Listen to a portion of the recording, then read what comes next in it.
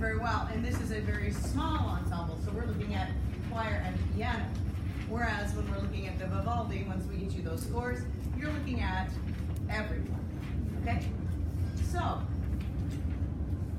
you will need to, if you do end up conducting an instrumental ensemble, know where everyone is. Okay, does that make sense? Okay. So that's part of something you choose, actually, as a conductor, is where people go. But there are traditional setups, okay, that you can go look up and find. And I can give it to you, but you can just, yeah. Okay? What's coming to an orchestra, which you would be dealing with here, usually you have you on a podium right there in the middle. And then we have, I'll just make a little arc here. That was real ugly, but there you have it. Okay, so we have violin 1, violin 2, this is a traditional setup, viola, cello, and along the back here like this, the basses, and then there's any combo of different combinations back here, but usually the winds are in the center, either in one long row or 2 rows, starting from like kind of high to low, left to right. So we have flutes and picks over here, and then would be oboe, clarinet, bassoon, kind of in that order. And if there's a piccolo or a bass clarinet, do you know what I mean? There's all these added things in there as well, okay? Sometimes they're in 2 rows, so it would be pick, flute, flute, oboe, oboe, second row, clarinet, clarinet, bass clarinet, bassoon, bassoon, contrabassoon. Like there would be that many if we're going to be that much, okay, in 2 rows, okay? And then usually kind of behind them, because these strings often stretch back a little bit around the winds, because these are groups and these are individuals playing parts. Does that make sense? Okay, good. So then over here, we often have like keyboards. So if you have a piano, it's over here, usually on this side. But if it's an organ, it can be anywhere, like I told you. Okay, and then harps are generally over here as well. You know, you've got a couple of these bad boys over here. Okay, thank you. And so then, usually along the back then are brass. So we have horns in 4, right here, maybe 5 if you have an alternate. Horns. And then here we have all the other brass, so usually trumpets. Okay, and then trombones and your tuba. Okay, and then, depending on your stage, the percussion just smashes into the corners. Okay? Sometimes they're all in one pocket, sometimes they're split in half, sometimes they're all across the back, depending on what you got. I've actually been in situations where the percussion was down and way over here. It's horrible. It's really horrible, but I had to do that once. I'm conducting my orchestra and I turn the key percussion like this. Boom. Okay, but generally, you got like your timpani is one big place that you gotta have, or your timpani, do you know what I mean? And then you got your auxiliary percussion, which means all those other things, your glockenspiels and your tubes and your, you know what I mean, your drums and all that stuff. Does that make sense? Okay? That's basically what we're talking about here for your orchestral setup. You got it? So you have to know where it is. Now sometimes they switch it. It is common for the orchestras to put violin 1, violin 2, and put viola and cello in the middle. So there you have it. I've been on stages that are more long than they are wide, and you have to take all of this and just smash it back. So this is, I hate that, by the way, it's the worst. So that it's like just so far back in the choir. So then behind here, with this type of ensemble, you've got to have a huge choir to match them. So usually they're all the way around like this. And you have S, A, T, B, or sometimes, you know, like S, A, T, B, or I've seen any number of configurations of it depending on the seats you got. But that's kind of it right there. You got it?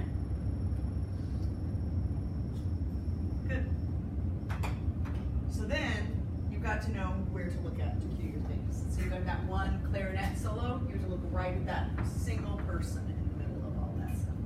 That's fun, right? Okay, good. So let's see your little batons with your strings. Are you feeling, or you don't have to have them on there, if you feel like you've got the flute going just fine.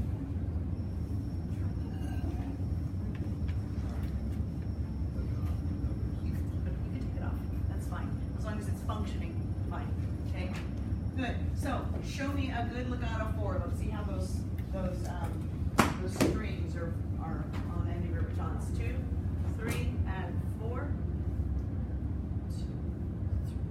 Say the number so we're all together. 1, 2, 3, 4. 1, 2, 3, 4. 1, 2, 3, 4. 1, 2, 3. Okay, stop. Okay, so a couple things. There's a couple people that are 2 wrists involved, so it goes like this. You see this? Watch that. It should be a very organic, simple movement that just leads all the energy of what you're doing out to the tip of the baton. You don't need to do any weird manipulations. It's just that it will save you, in this sense, to use wrist, okay, more than if you were here, okay? You don't do this, right? One with their hand, but you could here. But do you try to minimize the whole time like this? No, you don't, because that doesn't look natural. Do you understand? But in order to manipulate the tip, so it is the focus, you have to move the wrist a little. You see it? Very good. Now, watch out too. A couple people now are starting to go like this. 1, you tell me what's wrong with this.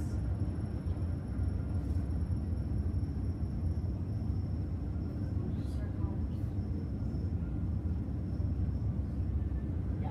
What's happening? There's some circling. Be specific.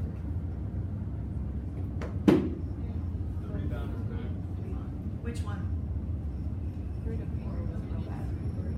2 to 3 and 3 to 4 were looped, and they started going back this other direction before it was time for the preparation. Does that make sense? 1 up. 1, 2. You shouldn't be going the other direction. 2, 3. Do you understand the difference? 1, 2, 3, 4. Not 2, 3. It just makes it harder for you to be followed. Do you understand? Doesn't mean I never loop, but when I do it on purpose. It shouldn't be your default place. You got it? Good. Watch out on this. Don't do it.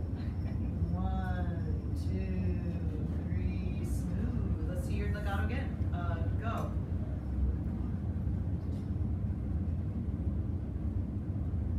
Say the numbers. 2, 3. Go forte. 1, 2, 3, 4. 1, 2. That's forte. 3, 4. 1, 2, 3, 4. 1, 2, 3. Okay. Diminuendo in this next 4 beats. 2, 3. And go to pianissimo. Oh no, that's too big.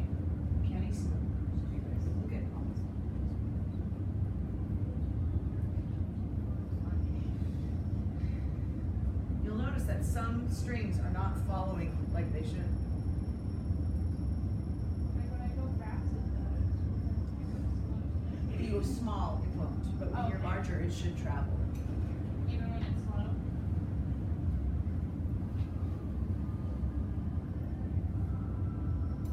Is it traveling?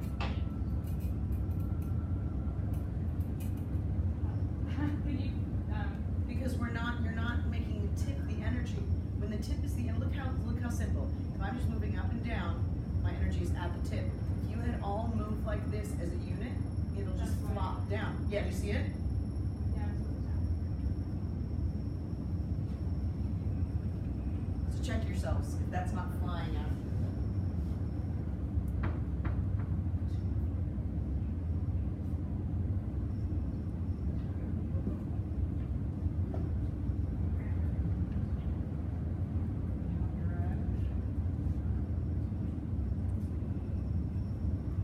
Good. tried to do one of your regular songs with the baton and done all your cutoffs and everything? Swing low, sweet cherry. It's interesting too, like you were saying, it's not this, it's not this. That's right. Like having to like, oh, To transfer out. So it is a different mindset, takes some time to get used to. Okay? Okay, here we go. Swing low.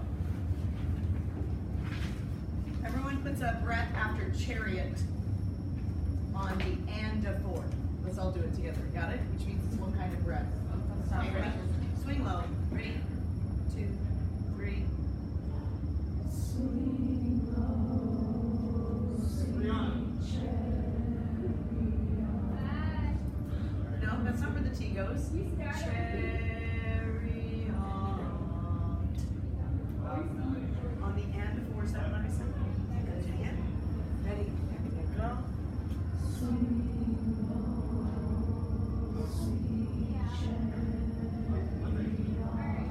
Stop. There you go. Good. This one's on the beat. Pull. No, no, no. Where's your cutoff? Where's the M? Home. That's what I want you to show me. Coming forth to carry me home. Ready? And go. Coming forth to carry me home. Pull. Sweet. Thank you. Do not forget that your primary activity is cutting people off, not breathing. Do you remember? Yes. Home. Sweet. Low. Okay? You with me? Good? Where's my super clip? 2, 3, and go. Here it is. Good. A lot of people like this. What does that look like? Yeah, or big cutoff. How do you do it? Breathe. That's right. Don't prepare it. Do it higher.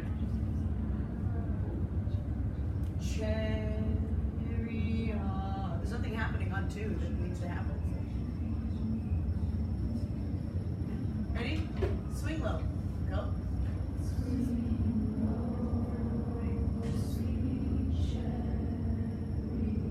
Good. Now, do you want this legato? Or marcato? Let's try legato. Okay?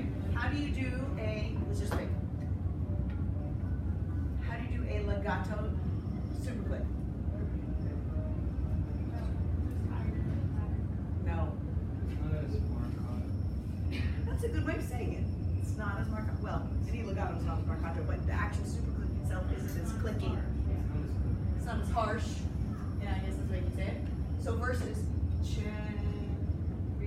that's really harsh, right? That's it. So easy.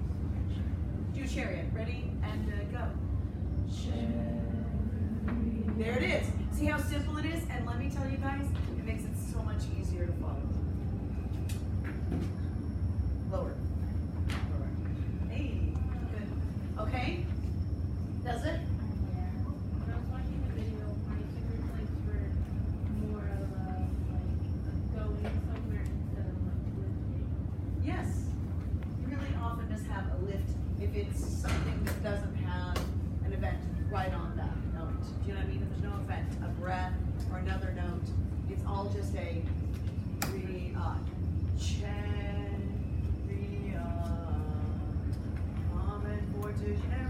right? Does that make sense? Good.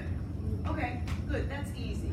Now, did you take a look at handle? Let's just talk about handle for a second as we talk about cueing. You guys know this song. This is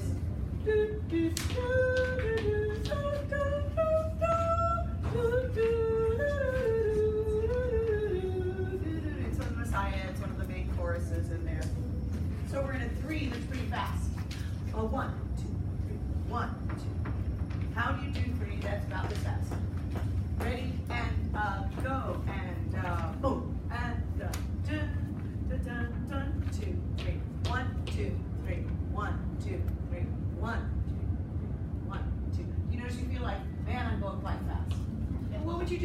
feel that meter in really? One. Right. But if you try to go 1, you can't control anything. So generally when it comes down to that, you would be giving a huge 1, and your 2, 3 would be on your way back up. So you'd go 1, 2, 3, 1, 2. So notice I'm breaking the 1, 2, 3 thing because it's just too fast. I'm not going down, down, down. I'm going to go 1, 2, 3, 1, 2, 3, 1, 2. A little bit Christmas tree. 1, 2. So notice my 1 comes up, it rebounds, and then I go 2, 3, 1, 2, 3, 2, 1. And depending on how it's stressed, I would shape that differently. Okay? Like there are several hemiolas in here. You know what a hemiola is, right, guys? Maybe? Some of you are confused. Maybe you know what this is. Hemiola means something's been going in 3, and all of a sudden we feel in 2 because of this. I'll show you with my fingers. This is the fastest way I've ever explained hemiolas. So we're going like this. 1, 2, 3, 1, 2, 3. Right? We're doing that. Good. And all of a sudden the composer decides to accent 1, 3, and 2 in a row. So instead of the fingers being, the notes being grouped like this, even though they are via measure, instead we feel this. That's a hemiola. And all of a sudden we feel 1, 2, 3, and 2. And that's a hemiola. So whereas you're going 1, 2, 3, 1, 2, 3, 1, 2, 3, 1, 2, 3, 1, 2, 3, 1, 2, 3, 1, 2. That was a hemiola. Okay? So in that situation, you would, instead of going 1, 2, 3, 1, 2, 3, you go 1, 2, 3, 1, 2, 3, 1, 2, 3, 1, 2. I'll show you again. 1, 3, 2, 3, 1, 2, 3. So I emphasize, it's like it becomes a bigger pattern. I'm emphasizing 1, 3, and 2 in order to make the hemiola feel like that. And in Baroque music, they use it a whole lot to emphasize a cadential moment, a big ending of a section. Does that make sense? Okay? And you'll see it because the chords change on 1, 3, and 2. You understand? Instead of 1, 1, 1, which is what they usually are doing. They go 1, 2, 3, 1, 2, 3. Okay? Hemiola. So in this thing right here, we conduct the orchestra and we go boom, dun, dun, dee, ding, dun, dun, dun, dun, dun, dun, ba, ba, ba, bum, da, da, da, da. Those are my super clicks, right? Yeah. Good. And then we look where to cue the altos. 1, 2, and that's right. Now, when you're dealing with the orchestra, or even sometimes the piano, your choir is not on the same level as you. They're usually up higher. And usually when you're cueing an orchestra, you cue them right where they are. So remember that I'm above the orchestra, like this. So when I cue the violas, they're right below me right here. Boom, like this. And the cellos are right there. And the violin ones are there, okay? And then farther back here, horns, okay? Winds, brass. You can see the level if I'm looking at faces, how that happens, how higher I am. And then the choir's here. So generally you have to conduct down to these people down here. You're conducting the orchestra. And you come over here to the altos. 2, 3, and the low. And then once you've got them in, you can move your hands back down. But your cue needs to probably be right up where they are so they can see it. Does that make sense? Good. And you give their cue on what? 1. Okay? Now, for me, I mark my cues with a green or a purple. Okay? And I just put a bracket right around them. Oh. I just put here's the cue note, and here's the rest or whatever, and I go boop, like this. And if I'm confused, it's a confusing score, I'll put, what do you think that means? Alto. Alto. Oh yeah. Yeah. Okay? So, and then sometimes if I'm really confused, I don't know what beat they're coming in on, I would like write 3 or whatever it is, or 2. Do you know what I mean? If I'm really, usually I don't need that, because if you know the song well enough, you won't need it. And in this situation too, it would look like that. Does that make sense? Okay. Honestly, the weirdest things get written on scores the older I get. Like, the words are so small on some of my scores because they're so big that I have to write key words that I need to like remind to memorize to choir to sing. So I have to write them bigger because they're like, they're really small. I have to, it's same thing with measure numbers. That's what ends up being, I'm writing my score, key measure numbers that I need to say. Start at measure 63 instead of going 55, 56, 57. 63. That's what happens in rehearsal. Or some snarky violinist goes, 63. You understand? Then they will. Okay, so I mark my little cues with brackets, okay? And if they're really far away, I draw the lines like I showed you to guide my eyeballs, okay?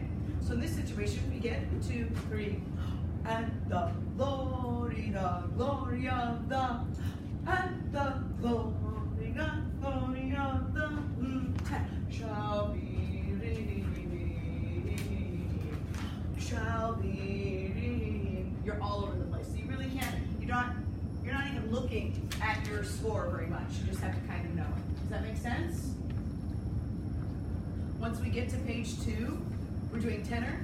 Shall be re bass, go. Shall soprano, go. Shall be re tenor, and the glory bass be re soprano alto dum bum da da da be lit dum tenor shall be re. Yes, and that's how it is.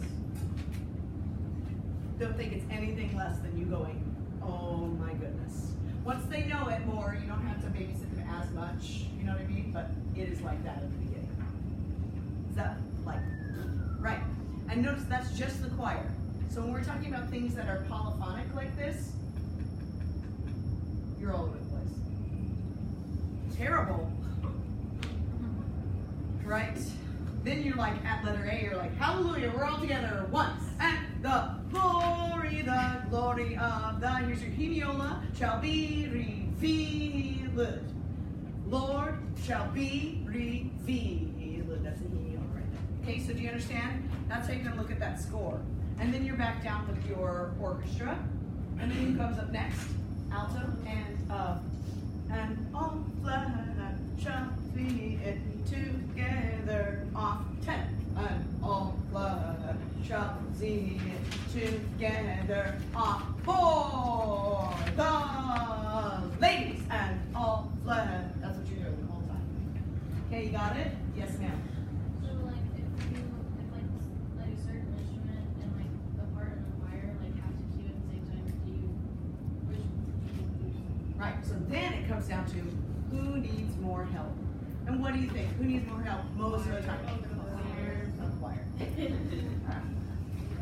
Now, if you are with, yes, because they have the music, they don't have the music, choir doesn't have the music, okay? But they also have been practicing for triple as long time as the orchestra, okay?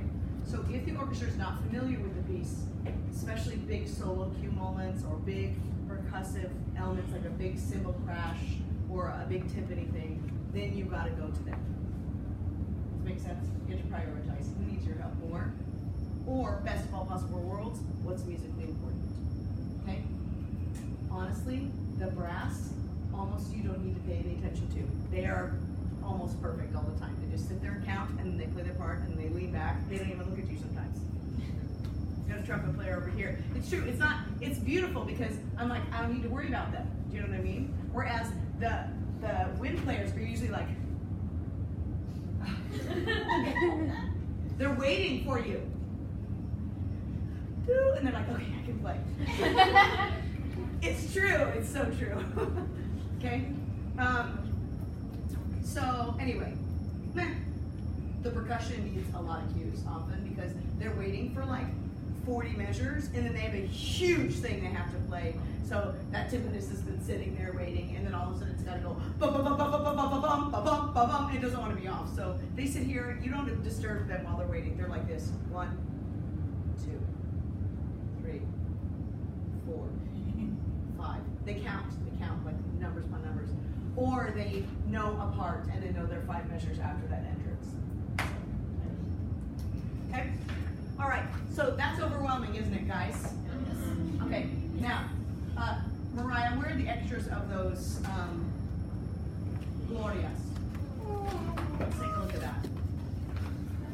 Now, you'll notice that an orchestral score, this is a very small one, is organized always in a certain way, okay? So usually, traditional setup is winds, so everything is high to low in sections, and instruments come in families. So right up at the top will be winds, so it'll be pick, flute, flute, oboe, oboe, clarinet, clarinet, bassoon, bassoon. Do you know what I mean? It'll go in order. Sometimes they share staves, but it'll be bracketed together. So you can see up here, you've got tromba and oboe, which is a really weird bracket. What is a tromba? It's a trumpet. They have to understand that in different languages, different instruments are called different things. That's a trumpet.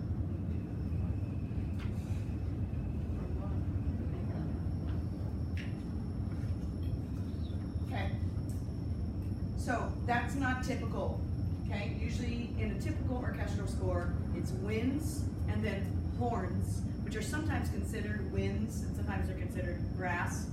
Just the way they function. They really are their own thing, and they're really crucial. If you have cruddy horn players, everything is going to pop. I promise you. It's also one of the hardest instruments to play in the orchestra, that horn. So anyway, so winds and then horns, usually 4 in pairs.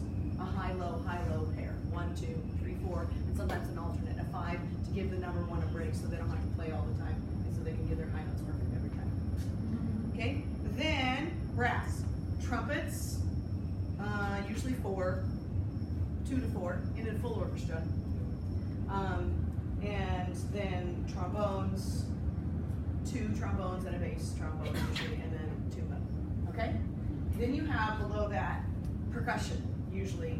Percussion, and then at the bottom of the percussion is usually your timpani in there somewhere. And then you have keyboard instruments. So you have your harps and piano is usually next on there. Then you would have choir next, and below choir, strings. Violin, violin, viola, cello, bass. Yeah. I've always been curious, what is the piano play? They have their own part, or are they doublings? If they're playing with an orchestra, they have their own part. Even if it's not a concerto or anything like that, or there be... There are pianos in orchestras, yes, in the more modern music. Okay. Yeah. What's the bottom line under basso? Very good question. So you'll notice in here, it's hard to see on the first page because the choir's not singing. So turn the page so where you can see where the choir's singing. This is a more Baroque setup because it's Baroque, it's Vivaldi. So you'll notice when we get to them, the choir's performing, you've got that tromba, oboe, and then you've got string, string, string, violin, violin, viola, and you're like, well, where is the cello and the bass? Well, guys, this is Baroque. What's on the bottom? Basso continuo, that's what this is. Now notice this basso continuo has no figured bass in it, okay? But it would be assumed that there would be a keyboard instrument, either an organ or a harpsichord that would be playing chords along. You understand? So that bottom line there is the cello and bass and the organ basso continuo. So that is the basso. So basso continuo is usually in one line. Okay? And then with figured bass under it. That's it. Can you understand this score? Okay, good. So, when you start this song, you could be looking at who? Everyone. Everyone. But who do you look at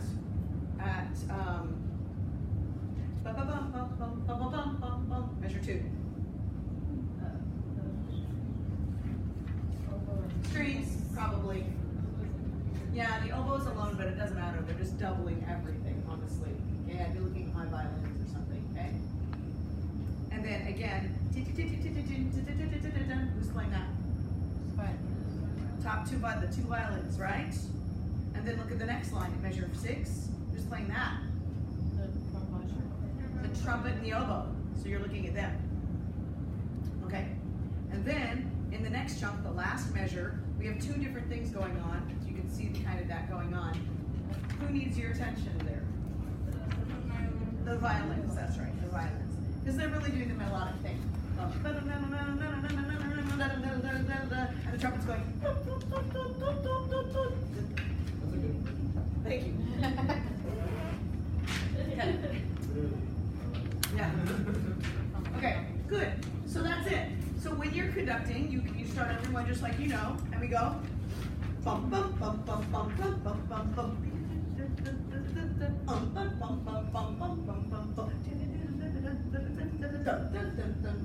Trumpets.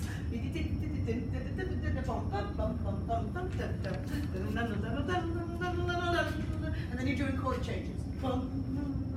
It's a lot of notes. They just go. That's what happens. They're just waiting for chord changes. So that's kind of what you're giving. Does that make sense? Good. Mariah, you pull up a recording of this? Good. Notice we haven't even gotten to them when the choir is singing. And when they do, I love that in here you get an all stop. Do you see it? Measure, not an all stop, but 15. No one plays. So we get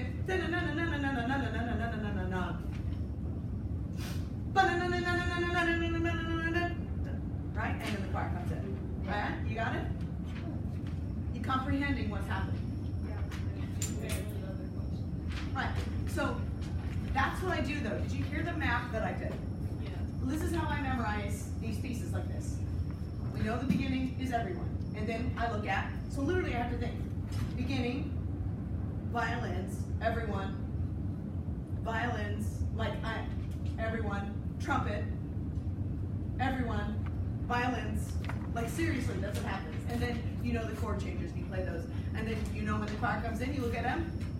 Gloria, Gloria. And it's the same thing again now that you just did, but now with a choir on top of it. This is the... Okay, does that make sense? Yeah, you're just stretching. Okay, so sit tall in your chairs, guys. And that little thing that I was singing, that's literally what's going on in my conductor riff.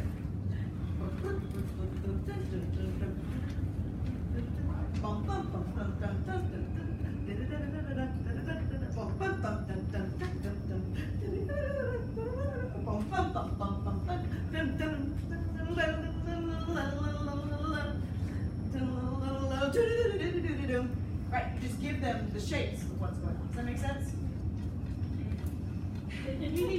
There's inside my head what's happening. You could just sing it. What? I said you could just sing it and we'll just check that. Now, go ahead, Mariah. What you got? Who's your ensemble? Okay. Okay, so do you understand, guys? Hit it.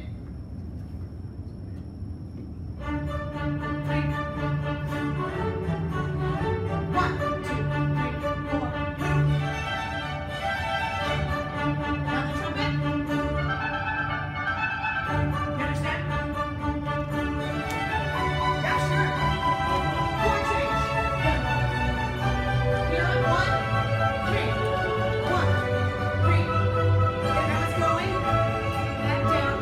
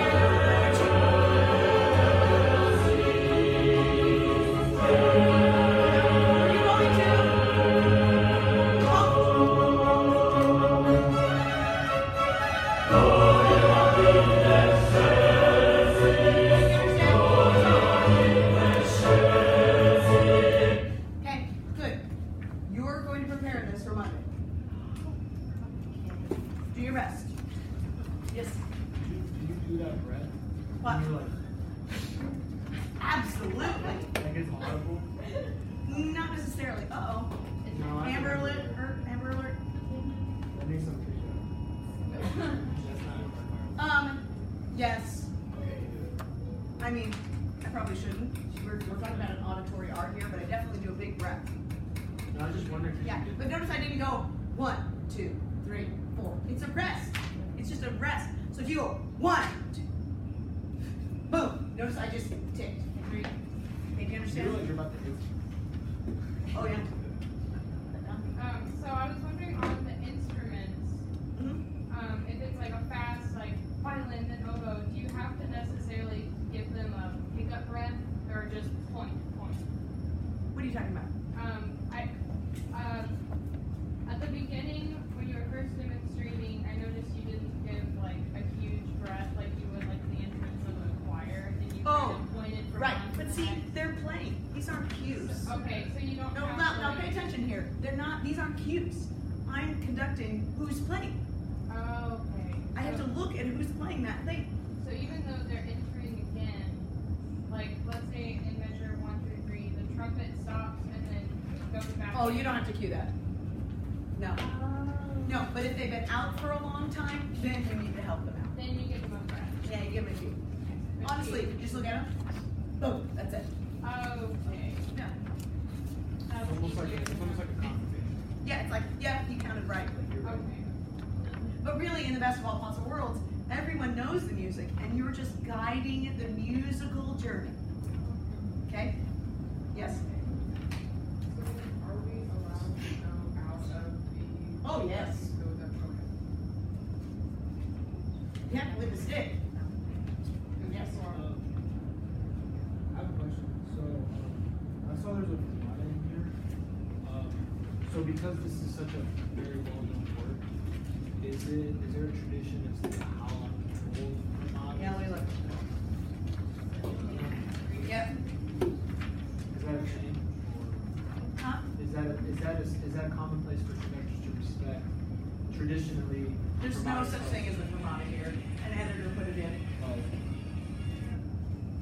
But just like in general, like just things that we can control more than like the typical, especially when the composer's dead. Like, do we follow what tradition is, or do we kind of do our own thing, but at the risk of being like, Yeah, I don't know. depends on the conductor.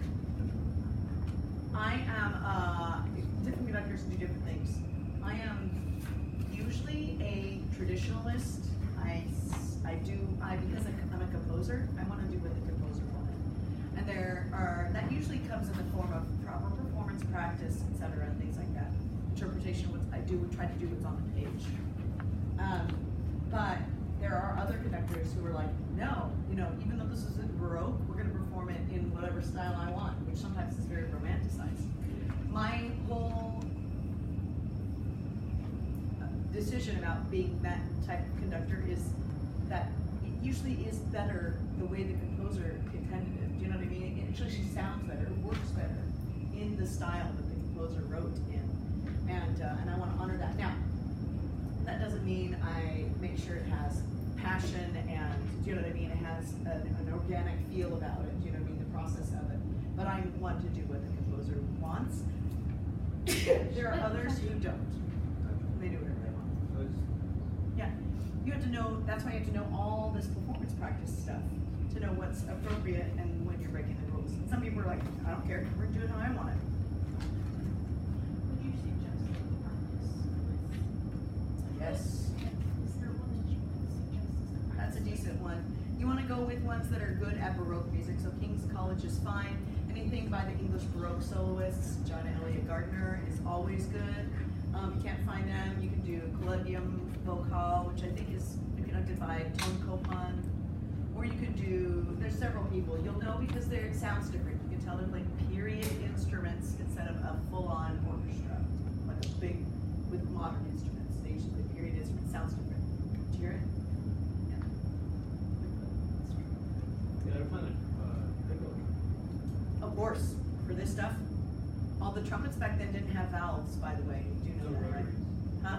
Rotaries or bugles? Just, they were long, they were these really long skinny things Oh, like like this, and Row maybe had trumpets, yeah. little holes, maybe had holes. Yeah. Yeah.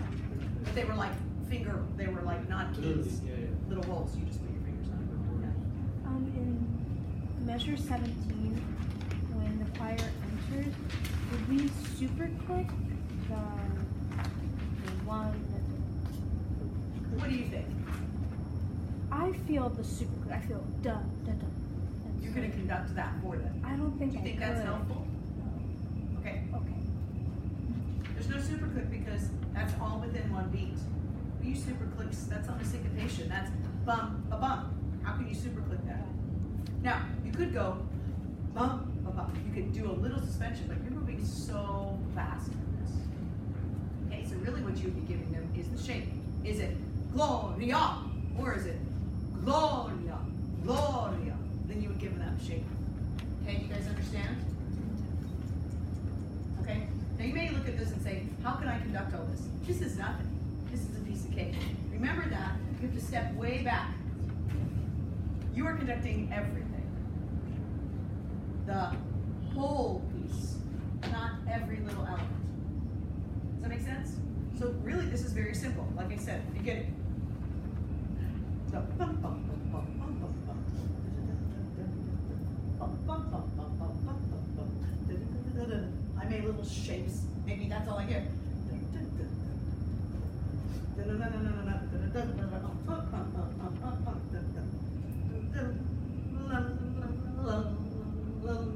Did you understand? I gave you chords changes and stuff like that. Good. When the choir comes in, you generally have to give them a couple like measures of this. Pull, right? So they know they're coming in because they sit there and go. Okay. So notice I was not doing that much. Do you know what I mean? I'm doing the general feel of the piece. Okay? But I do need you to look at people who are playing important parts. Cue the choir. You understand? Start and stop things.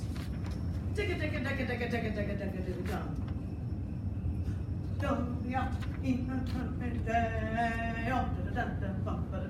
know what I mean? You actually have to take the character. Okay? You understand?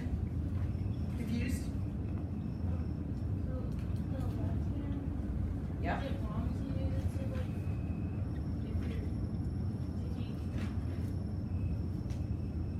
what is the left? Same. Same. So the game cue, like if you're, like if someone's doing over here, but like this. Oh, you're talking about doing two different things? I mean, you can. Especially if I would use that when, like maybe I'm conducting someone who needs a lot of attention. So I'd give them my whole right hand at all times, okay? And say that oboe just needs an eyeball to come in. I'll be conducting the choir up here, and then I go, boom. Does that make sense? So yes, you can do that. But honestly, it doesn't hurt, and sometimes while you're doing this, you're still gonna flash them an eye. Boom, like, you know what I mean? So your hand could go towards them just for a hot second, then go back to what you're doing. But sometimes, if I'm having to be split conducting, which is like, that's the absolute worst. And I've stepped into concerts before, and they're like, oh no, half your choir is behind you. So then I all of a sudden have to conduct memorized the orchestral piece, which I may or may not have planned to do so far, because I spent the whole time here, and then here, and then here, and then here, and I can't look. There's no time to look. You understand? So, in that sense, sometimes when I'm split conducting like this, you know what I mean? I'm conducting someone out here, and I have to give a boom. Then I split up like this. But usually, I don't need to make my left hand do separate things. It can be very confusing anyway. You know what I mean? So the jobs are the same. What does the left hand do? Qualify, clarify. Clarify and qualify. Okay? Right? So you're gonna double cue. Boom, like this. Okay? Or you're gonna give it dynamic during that cue. Make sense? Good. All right? So your job here is to get that stick moving in a way that makes sense. Okay? Dynamic changes, cues, and basic feeling for music. Okay? When you're conducting an orchestra or a band, your number one thing, the big feeling of the music, how it all goes. And 2, cues. Very rarely do I cut off orchestral members. Only if we're all coming off together. You know what I mean? I do a thing that we all come off together. Or if there's a big retard or something, and I really gotta help that oboe hang on just long enough, then I give them a little, okay? You'll also see me with orchestra break all kinds of rules that I've shown you, because with instruments, they don't have things like consonants. You can give them more creative cutoffs sometimes, okay? Like violins, they like a good white cutoff. Notice I told you never to go like this, right? Well, I never do this, at least, but I will white cut off them because it helps them lift the bow a different way. If you cut off a violin like this, and they'll go, like they'll stick it. Do you know what I mean? They will. They'll stick. But if you wanted to just lift their bow off, then you give them a little white, and they just go whoosh off the string. Okay, does that make sense? So, but these are things you learn later. I'm just giving you a smattering, okay, of like how to use the stick, looking in places, giving cues, okay? And you can go bigger. Now, granted, this is Vivaldi, so you don't need to go. Do you understand? Boom, that's enough right there for the big loud moments for Vivaldi. You got it? This is Mahler. Okay? All right, any other questions? Are you completely overwhelmed? Yes. Look, back up, okay? Here, I'll show you a cheap way to do this. Listen to the dang piece and conduct it without looking at the music. Don't look at the music. Just learn the piece. You understand? Then, once you go, okay, I know who's playing that thing because I hear it in my head. So you know where to look. Okay, this is the easy road. It's cheating, of course. But for this purpose that we're doing, you're just gonna be able to step up in front. If somebody says, hey, can you leave this for a second? You're gonna be able to pick up that baton and go. Conduct that thing, and then say, oh, look, they got a big entrance. Go ahead. Do you know what I mean? Like that. That's all you're doing. You're traffic copying a lot of the time. Traffic cop inspiration. You really did that. Okay. You're gonna see, if you go watch instrumental conductors, guys, you're gonna see so many different things. Okay? Okay, but they're dealing with pros, the ones you see online, which means they can do whatever the heck they want. The orchestra can play by themselves at that point. So really they are inspirational leaders, okay? And they can do whatever they want. So they do crazy things. Crazy. Okay? You will also see in orchestras a lot of people conducting what feels like very far ahead of everyone. Okay? I talked about this slightly, right? Yeah. So let's just discuss this. This comes down to this.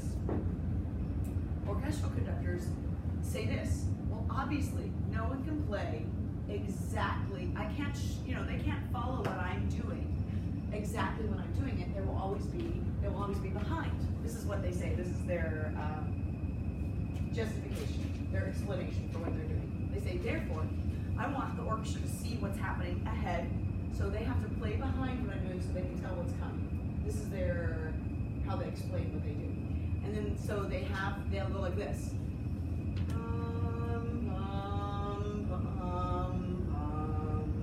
And the orchestra just listens to each other and follows the concertmaster and plays behind. You understand? This cannot be done with choirs ever, because we have things like words and consonants that have to be very particularly put together. So when an orchestra conductor who conducts like this steps in front of a choral orchestral situation, it gets real messy real fast. And the singers are like, they don't know what to do, like aneurysm time. It just doesn't even. So then he resorts to going on time, because they have to. They have to. Okay? But if you do step in front of an orchestra and you feel like they're the behind the whole time, just say, FYI, I'm expecting you to play right on my ictus, don't play behind, play right when I land. Play. They just need to be told. They've been trained multiple ways, you know what I mean? And you tell them, and you do it. And they can do I'm gonna have any complaints.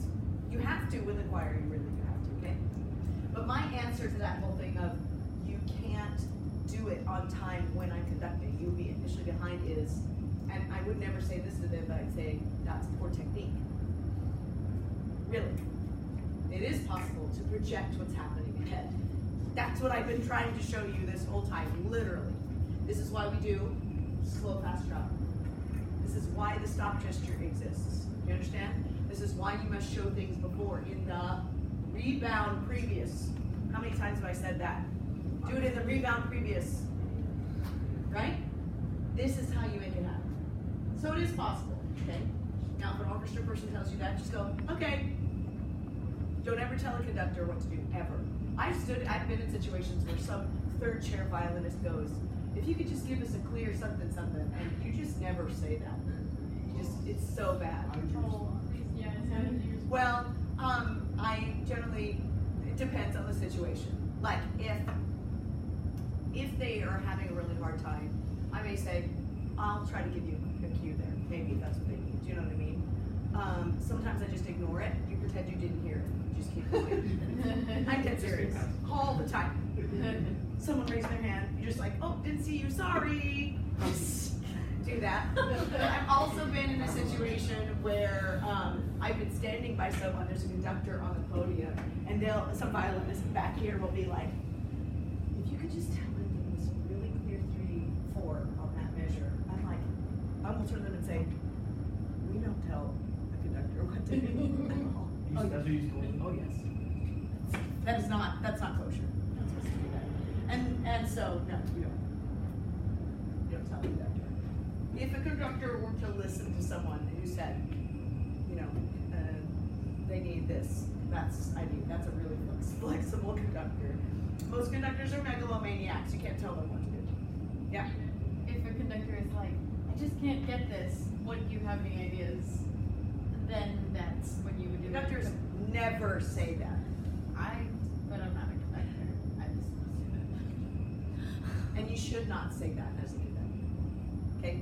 You don't ask the ensemble what No, you need to do. not the You go ask ensemble. a colleague. That's what I meant. I meant a colleague. Yes. Like if the But person in a who rehearsal has- situation, you don't tell the conductor what to do. Especially orchestral. You get kicked out of the orchestra immediately. You would fired immediately. Yeah.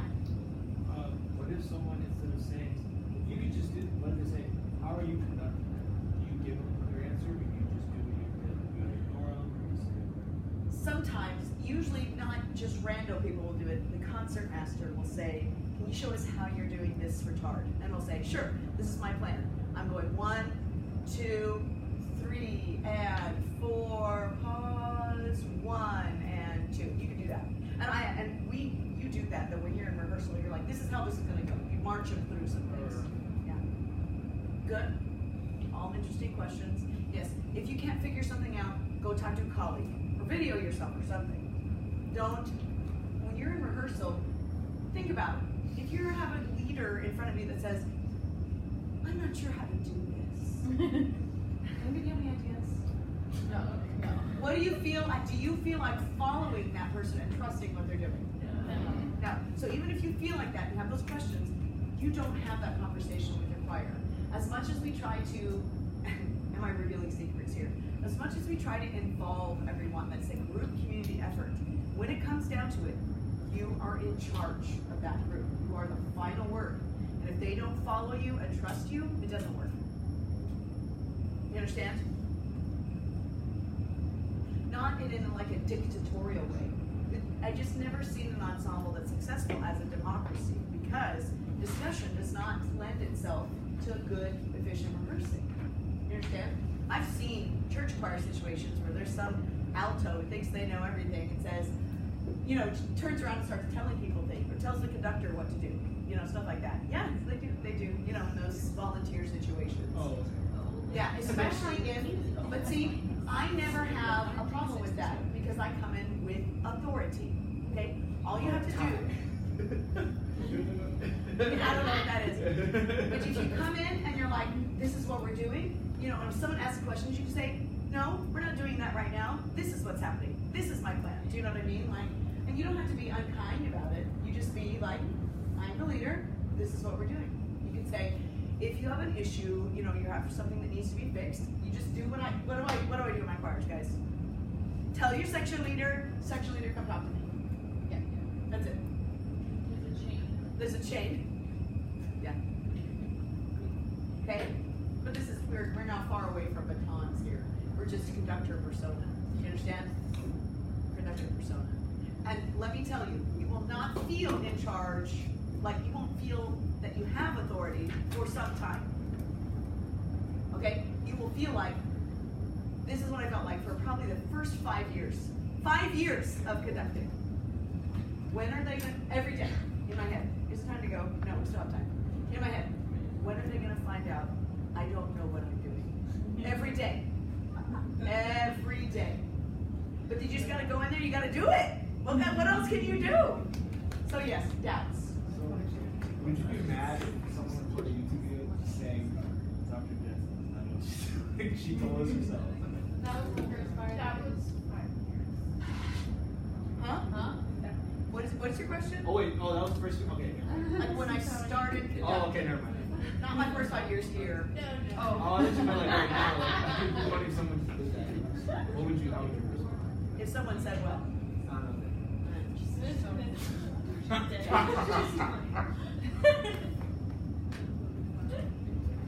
sometimes I'll see orchestra conductors sort of just keeping it beat. Is that because they lost their spot, or they feel like the orchestra is okay? Does it need to be confused or You will see patterns go out the window too sometimes, but as long as you keep the downbeat, it's like they can do whatever I'm telling you, orchestral conductors, it's a weird world. It's a weird world. But there are orchestral conductors out there that are technicians that do actually do clear things. Orchestral conductors that conduct operatic orchestras also have to be on time, because when you're sitting down in that pit and you're cueing a diva up there, do you know what I mean? You have to be right on it. You know what I mean? You have to be right on it. So there's different needs, different conductors, different styles, totally. Do you know what I mean? Band conductors, on the other hand, are usually super efficient. Some of them get, a little more expressive, etc. But a lot of times it's just running the show. Yeah. I've seen some orchestra conductors not use a baton. Yep. Like, is that just because they're not doing a long thing, so they're like, I don't need that, or is it just a preference? Personal preference. I have a conductor friend who no longer uses a baton because he has carpal tunnel. He was gripping he's a pianist, and so he would grip the baton so tight it was causing him pain. So he's just like, I'm not holding that baton anymore. He says to the orchestra, I'm not using a baton anymore. Here we go. He conducts the whole thing with his hand. Unless he'll use a baton every once in a while if it's a huge, like kids all the way out to the back of the hall or things like that. He can pick up a baton because he could see it. Does that make sense? Sometimes I don't use a baton if it's super intimate and expressive. I'll put the baton down and do it, even in the middle of a piece. Yeah, I've done that before. Or you'll see conductors do this, and then they'll turn it around and go like this, and just conduct like this, just so it's like the hand. They're not using a baton, but they're just holding it. Do you know what I mean? And then they bring it back around and continue to conduct. So just for that moment, they do this. It becomes a nothing. Do you know what I mean? Would you do that in your technique, or is that just something you're just like something? I do it more like in rehearsal when you know what I mean? Like we're just snapping through something and I'll do this, do you know what I mean? Instead of having to stick out. But, no, if I would do any long section, like without the baton, I'll put it all the way down. You said you don't really have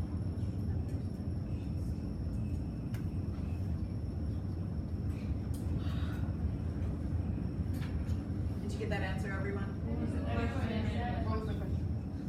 You should still cut off the choir because they're part of the orchestra, but they're not. They don't count. Singers aren't trained to cut off on their own, unfortunately.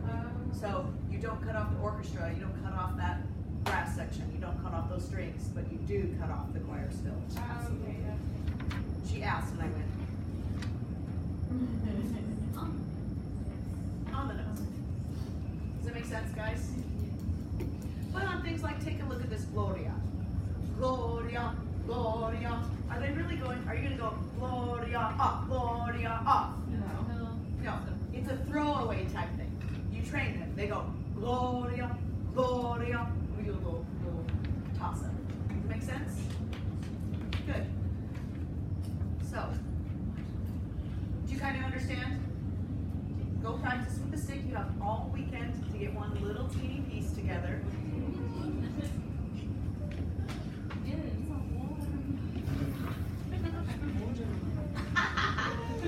I'll tell you what's gross is stepping up after another conductor and seeing sweat drops all over the podium flag.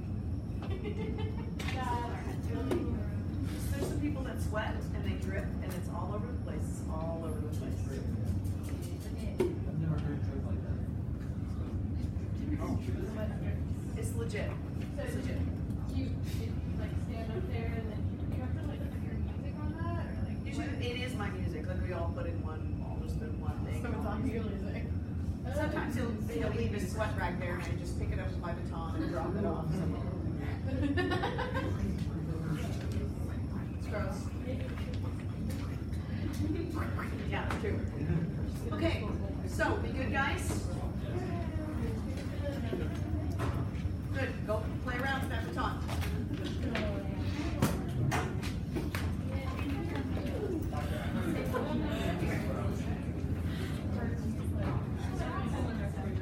Oh, authority. I